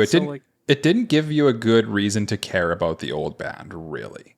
Yeah. Other than maybe it could have everyone else did. That's not what I was trying to say. It was mostly like like someone got upset about like someone playing their song, but then like they never explained really why they said like, oh, the song doesn't really matter to me anymore. Yeah. Okay, I know what you mean. Yeah, like she says one thing, but like, here's my thing. Like she says, "Oh, I'm upset about this," but we never really find out why. That's what it was. Yeah, exactly. Yeah, we just kind of like, oh, she's upset. Yeah, but like, why? Why specifically? Yeah, like why? And the thing I'm theorizing is it's explained a little bit in the sequel of Imujica.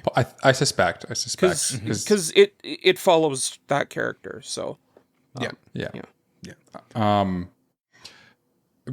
Kind of going more meta on the plot now. So we talked about how it's very dramatic and melodramatic, and there's kind of a lot of different balls being juggled on this one. It has many different things going on, And that can often lead to kind of pacing issues. And I'm wondering how you guys felt the pacing and just kind of like the plot general structure was of this from like a meta standpoint. Did you guys think it was still done quite well, or do you think they handled the concepts in this well, or do you think it kind of fumbled the ball at times? I've kind of taken the lead. Go first. Yeah. Oh no, I've gone first every time. Okay, I was going to say let Jay go first. Sure. It was weird because like I think it started off fine, pace wise. Especially after it got to the point where it settled into itself. I think the pacing was fine. But I think like by maybe like the second half, maybe like even like last third of the show, I feel like it kind of dragged on a little bit with some of its drama. And like at that point, I was kind of ready to be like, okay, wrap it up. Let's like, we get it. So which it sort of did. It was kind of interesting because they sort of like told a whole storyline in like the first 10 episodes, I would say.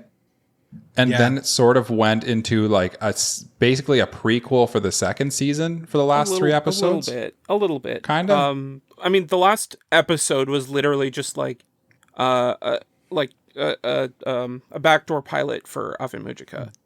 Essentially, yeah. Which is kind of odd. I felt like, I'm gonna be honest with you guys. I thought the show was paced really well. I don't know if it just like scratched the monkey brain part of me that was like ooga booga this good. I watched. I was like, okay, I gotta, when you review a show, when you're initially starting the review of the show, you're like, how many episodes do I have to watch every day to get this over with? Yep. Right? Yeah, you do the math. Okay, I got to do 3 episodes today and 3 episodes tomorrow and everything.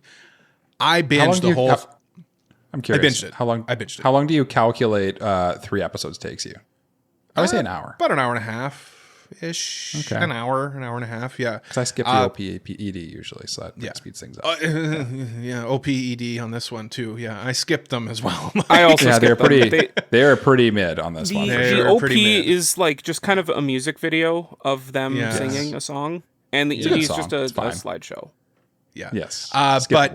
But Cole binged this all in one sitting, essentially. Essentially. Yeah. I started watching it one evening. I watched it right until I went to bed. And then I woke up the next morning and I was like 10 minutes late because I had to like finish an episode of it for work. You were late to work? Yeah. This is my real job, Jay. Fair enough. Don't tell anyone. I will not spill the beans. Yeah. It was very easy watch for me. And I think the pacing contributed to that.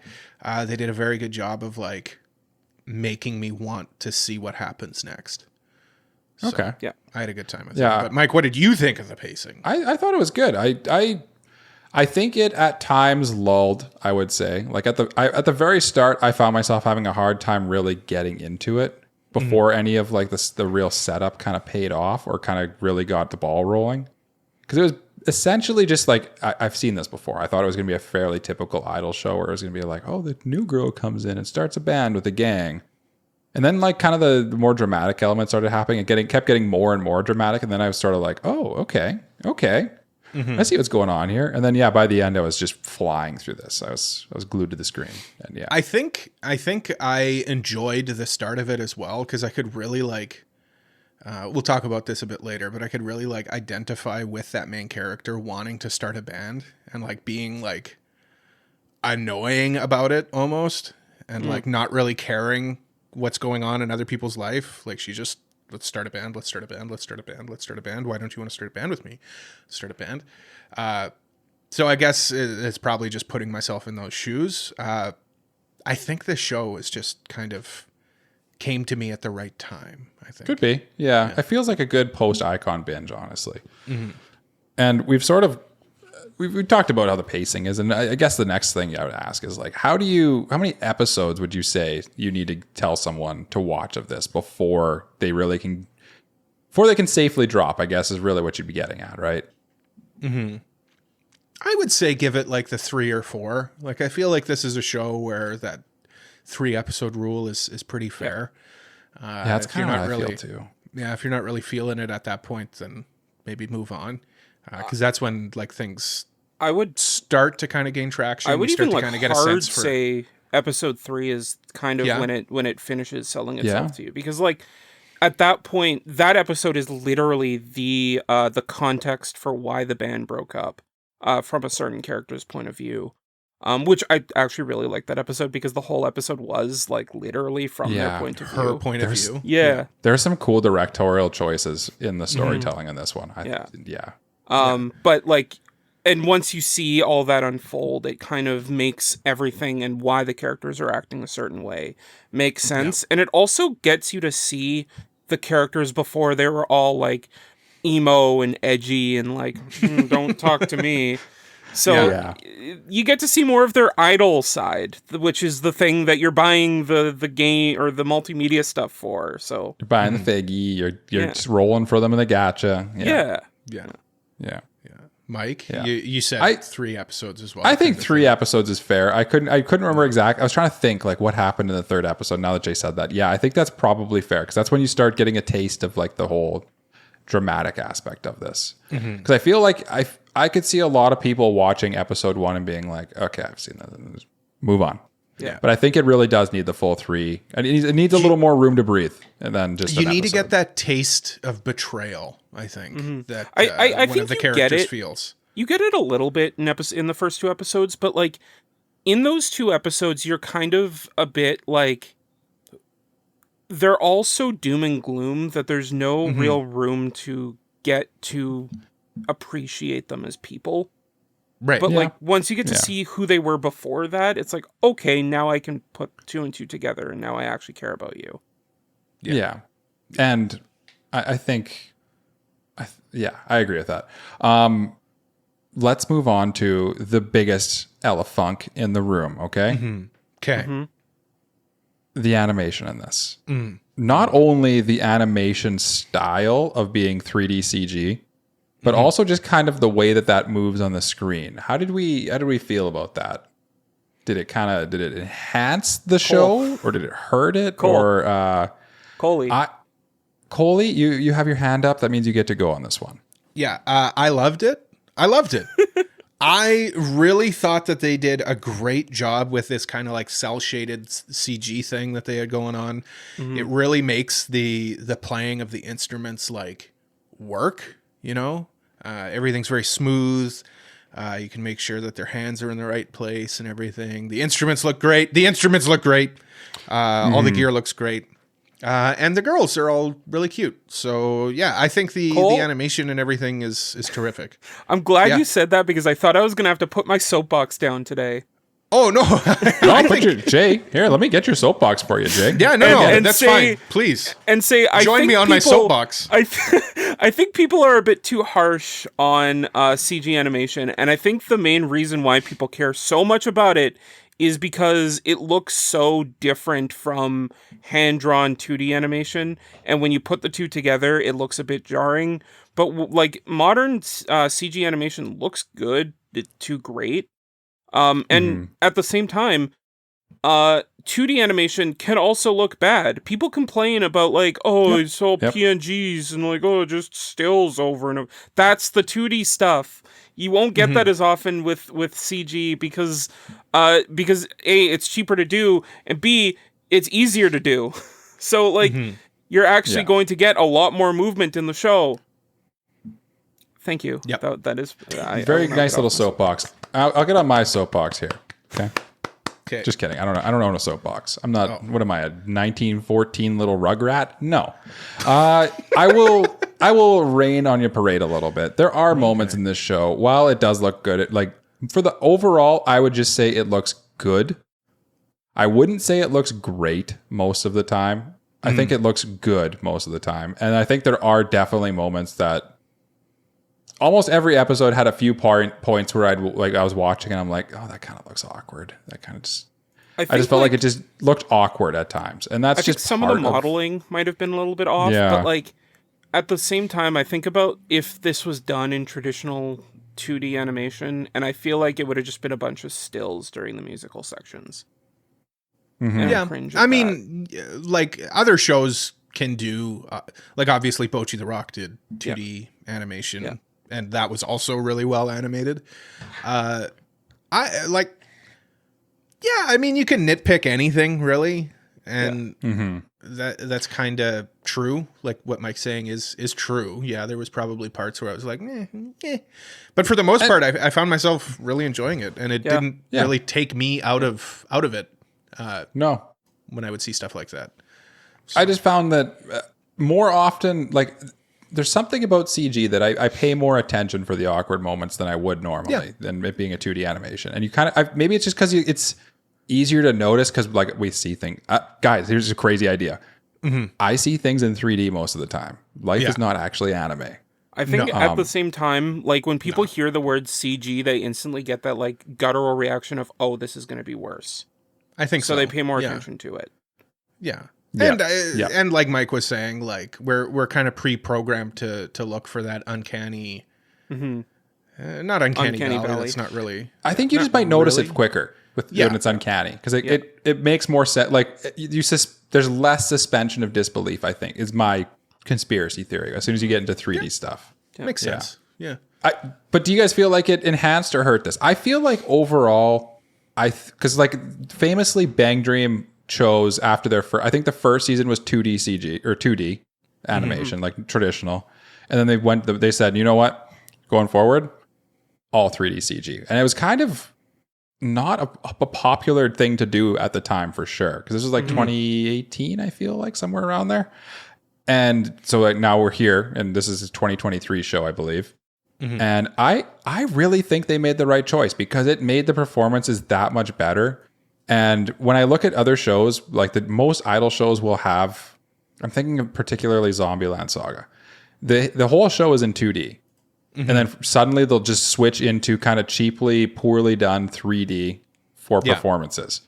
And because they're not always in 3D and they don't have that like feather in their cap ready to pull out, it just kind of ruins the moment a little bit in those shows, right? Like the performances underwhelm you. And in this, because it's all that, and they're good at it, I feel like it enhanced the show overall. Do you guys agree with my soapbox take there? 100% agree. I have nothing to add there, Mike. You said that very well. Eloquent, I would add. Well, thank you. Jay, do you agree with Mike's assessment? Yeah, I think that I don't think it was personally particularly a good or bad choice. It was just a choice, and they did a good job with the choice that they made. Yeah. You're both right. How can you both be right? You know what? I'm right. You know, that's unacceptable. We can't all three be right. Did any of the references or callbacks to larger... So like I'm jumping ahead. We're going to talk about like the Bang Dream franchise as a whole and like how accessible this anime is to us. This is our first entry into the Bang Dream world. Even Jay, who has some familiarity with idol culture and stuff like that, this is his first Bang Dream. There's a lot of references in this to both the sequel, which is kind of odd, and also simultaneously the Bang Dreams that came before. Did you guys enjoy these references as someone who didn't understand them? Or did you feel like you could just kind of just be like, I know this is a reference. I don't know what it's about. Or did they kind of take you out of it? Did they make you feel like, I feel like an other. I feel like an outsider. I don't like this. What's going on? I feel like the second one there was probably where I kind of come down. Like I could tell like, oh, this is like the fan of season 80 of Bang Dream is going to love that their favorite band is being shown here. But like it wasn't too in your face. It was like, oh, here's some character who is clearly designed, who is clearly a character from another season. Yeah. This is not a background character. This does not look like a background character, and I'm sure it was very rewarding for the people who know about it, but it didn't take me out of it. So I think they handled that aspect of it pretty well. Yeah, Jay. Kind of where I think that this anime and this story is mostly self-contained in terms of like, in terms of like, do you need to watch previous stuff to enjoy it? No, but I think that because it is a bit of a bucking of the trend, I kind of feel like it would be more beneficial if you watched like other idol stuff to like Maybe. kind of get a sense of like what the typical thing is, so you can see how this kind of changes things. Yeah. It's kind of like you got to watch some real magical girl shows before you watch Madoka Magica. A little bit. Yeah. I kind of understand that, but I think you can enjoy this without. I think that they do a good job of making most of the references not be super impactful. I think in terms of like references, no, but I think like I'm just thinking like of the concept in general, I guess. Yeah. Yeah. Okay. Just because like it's such a unique take on the idol thing that I feel like you'd get more enjoyment out of it having seen other idol stuff and seeing how it's done differently here. I hear what you're saying. I think that this show does a good job of taking enough of like the idol culture stuff that it's still clearly an idol show, but kind of making the show itself enjoyable to more of a broad audience because it's more, honestly, in my opinion, more of just a drama, more less than an idol show. I think that's probably what they're going for, if I had to guess, is to make it a little more accessible. Well, because it's when people see Bang Dream season 38 Poppin' Party or whatever the hell it is, they're going to be like, I don't know any of this stuff. I don't care. I'm going to watch it and be confused. And this one, I feel like you could come into it not knowing. If it didn't have the name Bang Dream in front of it, we wouldn't know. I don't think. That's kind of what I was about to say. Like, just drop Bang Dream from this. Like, yeah, but like, I mean, I haven't seen anything Bang Dream, and I'm not saying that it needs to be like as a Bang Dream thing, but more just as an idol thing. Right? Okay, because it still has the idol identity, even dropping the Bang Dream thing. A little bit. Again, though, like I haven't really pushed back very much on. Like, I don't think this is an idol show. Period. I don't know what aspect of this is idly. It's a band show. Like, well, they are this is idols. no more. They're in a band. Do you need and? Well, like, is Bocchi the Rock an idol show? Is well, K-On! No, an but idol like show? Sorry, K-On? Is K-On! An idol show? Well, no, but like Love Live is, and like it's very similar to Love Live. But like, do they go up and just sing and dance? Like, that's an idol. They go up and like these guys go up and perform with instruments. They don't have like choreographed dancing and stuff, you know? It's kind of a tricky one. It's like we're really getting into like the essence of like what is an idol? Yeah. Because like realistically, like I'm thinking from like a true like a real world example of this is there's a K-pop band named Queer, KWER. Oh God, Jay, he's going into K-pop. I know. I went there. We're talking idols. Okay. Yeah. They all play instruments and sing, and they're just a band. Are they idols or are they a band? They're both, in my opinion. And I think that's kind of what this show is like to me. It reminded me a lot of that kind of dynamic where it's like they're both and also neither at the same time, and it kind of just blurs the lines. Let's put this to the audience. Yeah.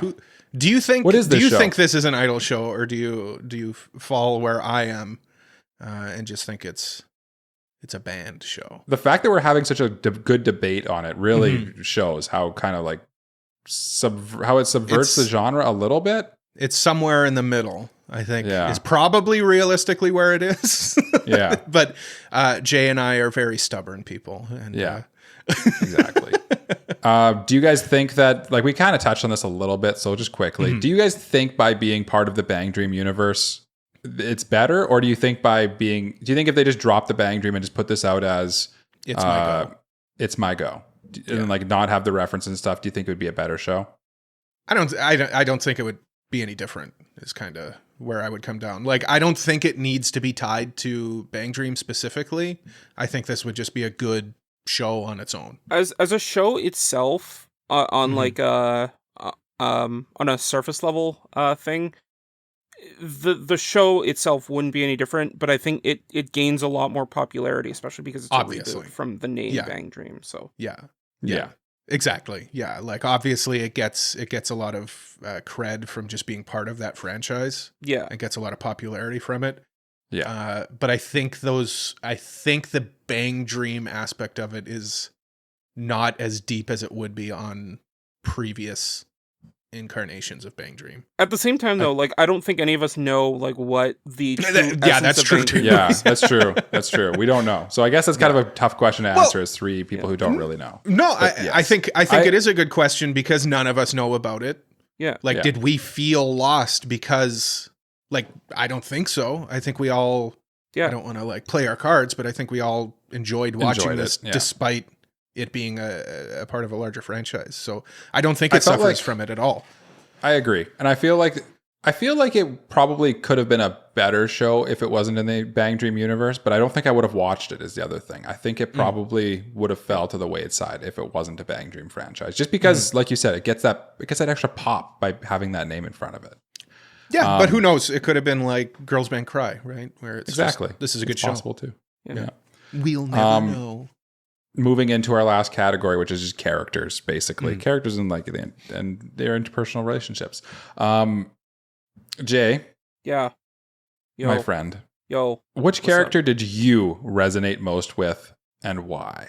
There were a couple characters that I liked and a couple characters that I didn't like, but the thing I liked the most about I guess I need to say which character first and then we can go into characters in general. I like the princess girl that started the original band, Saki. She was probably the most interesting character to me. Oh, interesting. Just like I kept asking myself, like, what's going on with her? Like, why is she like? Why did she disband the band after creating it? Why did she why did she react this way? Why is she starting this different band? And just so many questions kept popping up after seeing like how she was before everything went down, how like upbeat and excited she was, and then like seeing that little like post sting at the very end of the last episode made me go like, wait, what? So like, yeah, just a very compelling character all around. Yeah. Cole, what did you think? Yeah. Oh, well, where do I go from here? Because it's well, it's your go. It comes down to which characters do I like and which characters do I resonate with. Yeah. I like the lead singer girl, obviously. You know me, I like a depressed character. No, not Anon. No. The Tomori. Oh, sorry, yes. Tomori, yeah. I heard lead singer and I heard main character. But yes, Tomori. I feel like Tomori was kind of set up to be the popular one. She's the kudere. She's the main singer. She's also very sympathetic. She's the glue of the band as well. Yeah. She's what's keep. Yeah. And they even say that later on. They're like, "Oh, we're all just being dragged around by her." And but it's like, okay, well, that's fine. Like, she's a sympathetic character that. Like, yeah, I'd say like the pink-haired girl is like the girl we follow, but like Tomori's the main character. Yeah. It's funny because she's Anon is the pink-haired girl. Yeah, she's kind of the one that we get introduced to, but like I don't really think of her as the main character. Like everybody kind of pulls their weight. Yeah, she's just kind of the first one you see. But there's I'd say there's my favorite main characters. Yeah, my favorite character though, and I've got one more after this. My favorite character was Rana. Because I just loved how aloof she was. Yeah, I did. How they basically had to bribe her. Yeah, they had to bribe her all the time to like keep her around. With, they had to get with candy and stuff. Yeah, and she just shreds. So I like how she just like would come in, shred, and then like drama would happen, and she'd run away. Yeah. She'd come in aura farm and then just leave. But the character I relate to is Anon. Like I said earlier, like I've been there, trying to get into a band or start a band. And also she just wanted to start a band to be cool and to be popular. And like, I'm going to let everybody in on a little secret. That's why you start playing music in high school. I didn't start playing guitar for the love of the instrument. Obviously I love the instrument now, but I wanted to be cool. Girls. I wanted to be cool. It didn't work. Anon's going to find that out soon. But I hate to burst everybody's bubbles. But most people just start because they want to be cool. Yeah. And I relate to that. I saw a lot of myself in Anon. And yeah, she was just. I liked her voice too. I really did like her voice. She had a very unique, tone to her voice too. Yeah. Yeah, but Mike, I'm done. I'm off my soapbox. Yeah, I knew this was going to happen because, frankly, we can unite on both Love and Rana. They call her the stray cat in this, and frankly, it was like super awesome. She was just such like an interesting character because like she only came around when things were interesting, and I thought that was kind of cool. It's like at one point she's like, "Oh, I play in like 30 bands, but only 10 of them are like actually like regular." That was that bass player. Oh no, that was the bass player. You're right. You're right. I'm thinking of the bass player. Yeah. But no, yeah, she was, and just like it's funny because like they would be just hanging out, and she would just start shredding on the guitar. Yeah, they were doing a sound check, and then she would just and then leave. Yeah, basically. Yeah, I love Piccolo of BanG. Yeah, I love that scene where they're doing the sound check for the mic, and she just couldn't stop herself from like just playing a lick. It was so. Like everybody's played music in a band has been there. It's like, there's always that one guy who will not shut up, and that's me. Yeah. That's me right now. Cool. I loved how she came in. She's like, "Let's play this song," and they're like, "We don't have a part for you," and she just starts shredding, and they're like, "All right, we'll add that in." I guess that answers that. Yeah, because it's true. Like that's the other thing too is like if someone came in. And they're like, "Oh, I want to play with you guys," and you're like, "Well, we're kind of already playing here," and then they just like shred. They're clearly awesome. You're like. We'll find a way to make this work. We'll make this work. Yeah. We'll make this work. Yeah. Yeah. Yeah. And some people are like that. They can just step in and just kill it. Yeah. I did find Tomari was very interesting, but I did feel she was a little flat for me. But that's I personally just don't tend towards the kudereis, I think is what that was. Yeah. Yeah. The main girl with the pink hair there, Anon, I thought was kind of... I enjoyed her presence, but I also found her a little annoying at times because she was clearly like... When I first met her, I hated her. Yeah, I believe that. This is the type of person that... She's the type of character you would not like. Like, if you met her in person, you would not like her at all. Because she's kind of a pick-me. Most of the cast, when I first met them, I was like, I hate all of you. And I saw, like, the thing in the... like, us sharing our thoughts of, like, who's your favorite character? And I was like, oh, no. Oh no! I'm gonna have a tough time with this. I'm gonna have a tough time. But Mike, who is your favorite character? Who did you actually like? Yeah, I already said my favorite character is Rana. Okay. Yeah, yeah. Okay. I'm just going over the other ones. I felt like the character dynamics in this one were really good, though, and I feel like a lot of, and obviously it's a drama, so they need to be good for it to work. But I feel like by having these characters with like these interesting like interconnections, and there's like. This is one where there's a lot of like, if you put every character as a point on a wall and like drew a thread between the connections that all connect all of them, it's like It's Always Sunny. Yeah, it'd be like the Always Sunny meme where he has like basically. Because this is like very messy and complicated story. It's not that complicated, but. I also love how like, even like the performance moments feed into the character drama. Like during one of the performances, one of the characters walks out and you just see like, one of the characters' reactions to it. Like it always serves a different purpose than just let's play music for 5 minutes. Yeah. Oh, that was one other thing. I did like that they actually played the whole song. But I just want to say like there's 2 other people in the band that we didn't mention at all. Taki, the drummer, who I like the drummer too. I like the drummer. She's very spunky. She's very like super protective of Tomori. She's sort of tsundere a little bit, but a little bit tsundere. Yeah, like a realistic tsundere. I felt like, and she's just cool. I thought she was just a cool character. Yeah, she's a good character. I enjoyed her too. She might be my second favorite. Yeah, and then there's Soyo, the bass player, and all my homies hate Soyo. She's the worst. She's the worst. She's the worst, and she shouldn't have been let back in. But she's sort of the show sort of positions her for she's sort of like the obvious choice for you not to like. I feel. Like. Oh yeah, and they do some kind of the villain. I would say they do some foreshadowing, and it's like there's something about her. There's something about this one. Yeah. I think it was both her and Saki that were like the 2 that you're not supposed to like. I didn't think about Saki at all, to be honest. No? Other than like, why did she do what she did? Like, that's literally the only thoughts I had about her. Because she was kind of a non-player for the most part. I mean, she's a supporting character more than like a main cast, but. she was an integral player, but like not a part of, like, she wasn't an active part of this story. Well, she's not a part of MyGo. No, yeah, that's what I mean. Yeah. But like, she's important to the overall story. Yeah, she just has no like impact. Well, she is in a certain way the antagonist of this story because she creates the problem. Yeah, yeah. She's interesting. I would say. I feel like season 2, the Av Mujika. For sure. Would probably. I feel like it'll be interesting to see where she goes from there because I feel like she's sort of like setting up for a very interesting arc. I feel like by the end of this. Yeah. For me, she was just the most compelling of the bunch. Which, I mean, the entire cast was interesting. To be fair, yeah. I feel like she checks like the Ai Koji box for you a little bit, Jay. I feel like that's probably because she kind of has like that sort of like. Can I just propose? Go off, King.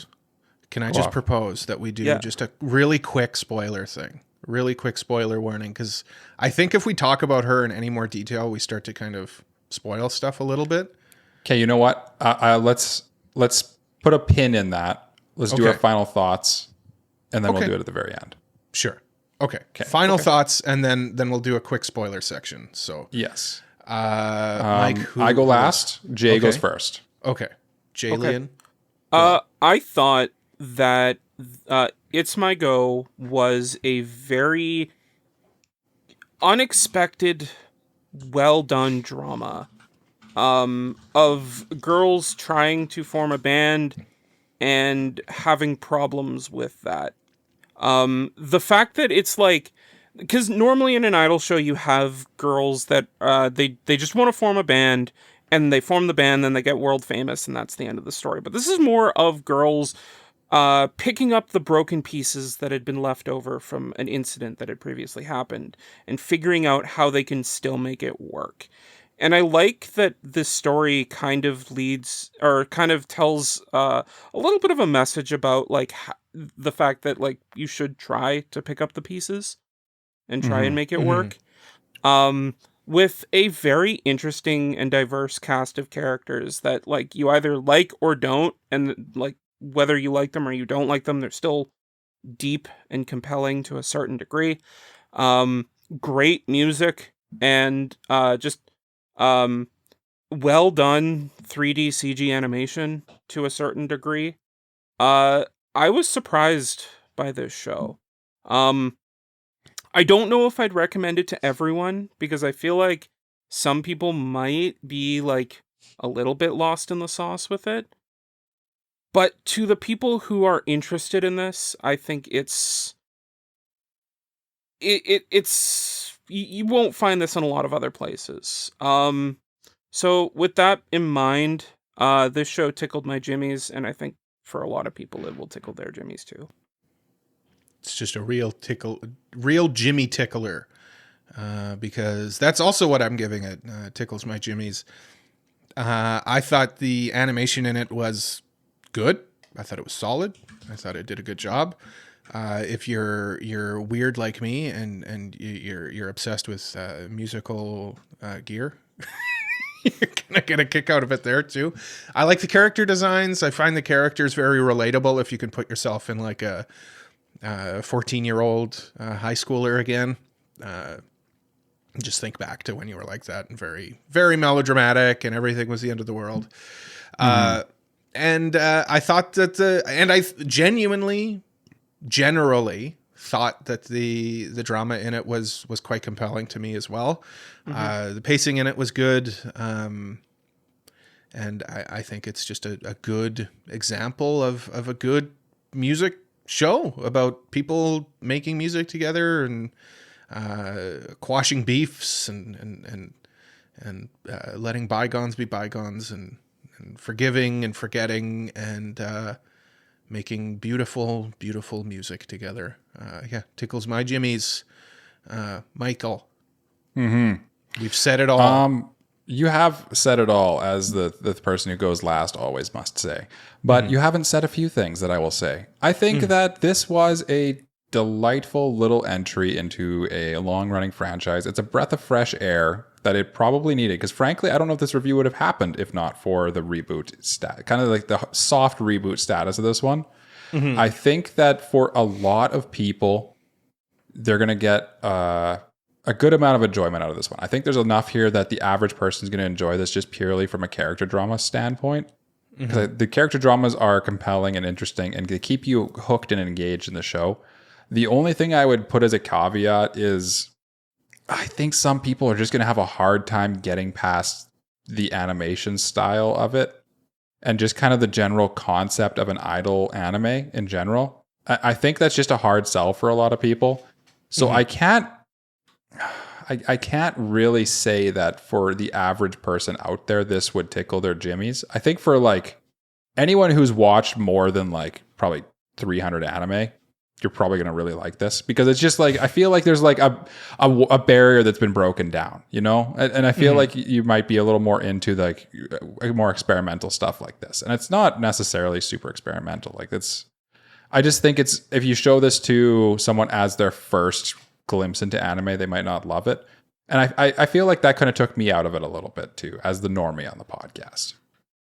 That said, I did really enjoy it. I did think it did drag at points for me, and I did have times where I was kind of like, what's going on here?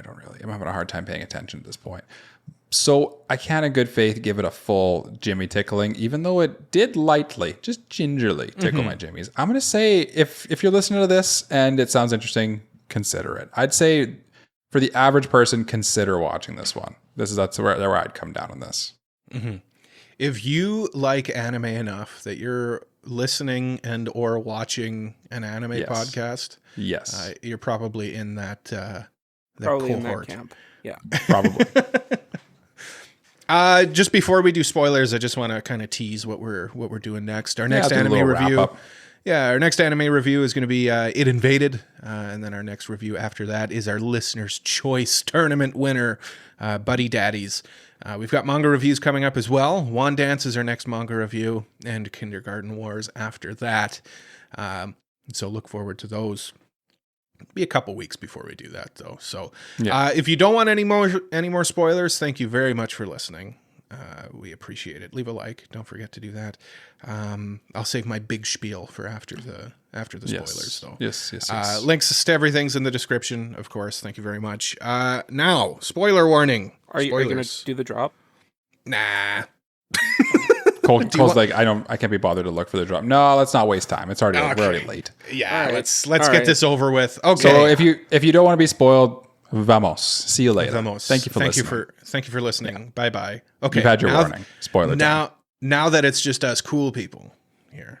Hi. Let me just say, I do not give a rat's ass about Ave Mujika. They, as a band, are the complete antithesis to MyGo, and I don't care absolutely, about them. And that's what interests me about it. They're supposed to be. That's cool. Yeah. Like I hate them. So I why? I alluded to because it they're the corporate shill band. They're the that's what's so they're the band about I will actively cheer against. Yeah, that's what's so interesting about it. Yeah. Like I mean them as a band. Like I do not care about them as a band. Yeah. Oh, I see. Yeah. I see. Yeah.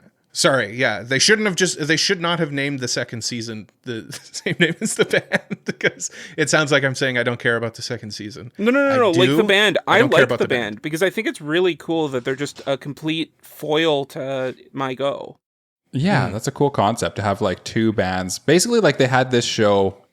This show was like clearly always meant to be 2 seasons, and like the first season was really more about MyGo, and the second season's more about Ave Mujika. Well, and like if cool. If I were to guess, because I kind of alluded to like people picking up the pieces and making it a good thing, and like they make it all work in the end with MyGo, and everyone's kind of I'm not gonna say better, but they're content with everything that's going on. And I feel like with Ave Mujika, everything's just gonna go wrong. Yeah. And like, so it's like they're picking up the pieces and it's all going to shit. I'm kind of here for it because exactly. It's not a group I would cheer for. The fact that they're all like they're this pseudo super group that was put together by this person who just like broke the heart and broke the psyche of these other people just to, I'm assuming she ended that band just so she could start this band. And I hate her for it. And that's what's so good about it. That's what's so cool. No, yeah, it's definitely engaging for sure.